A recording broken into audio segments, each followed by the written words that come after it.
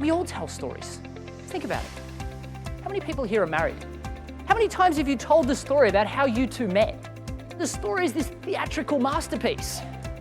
I tell this part, you tell that part. At the end, we smile, we hold each other's hands, and we look at each other.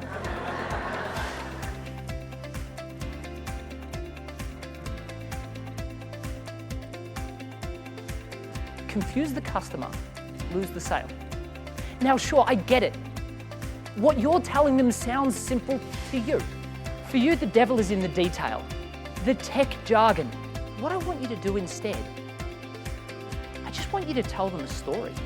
What we need to be thinking about are what are some of our best customer success stories, and how can we utilize those to tell clients to close more deals in shorter sales cycles. Since Matt has left and we've continued our practice, the board themselves have increased their ability to get wishes sponsored by another 15%.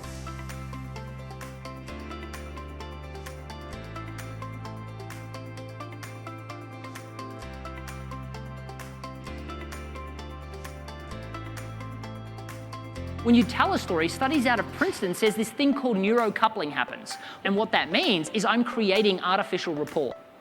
People remember 22 times more information when embedded into a story.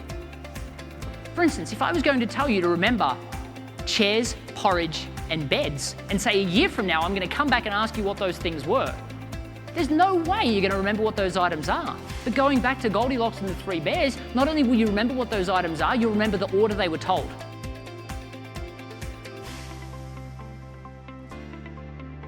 How much time are you spending chasing clients, following up with them, and potentially not getting the sale because you don't have these well-prepared stories that help the customer know that you can deliver?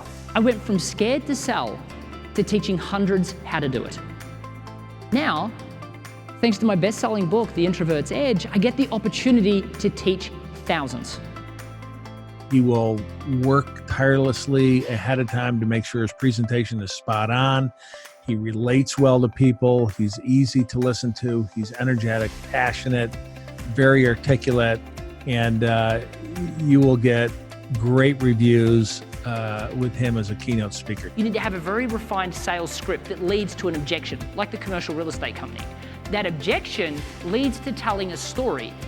We're speaking to the logical mind. And the problem with that is the logical mind's listening and thinking, that's not going to work for me. The emotional mind, however, loves stories. They hear a story and they're like, story time.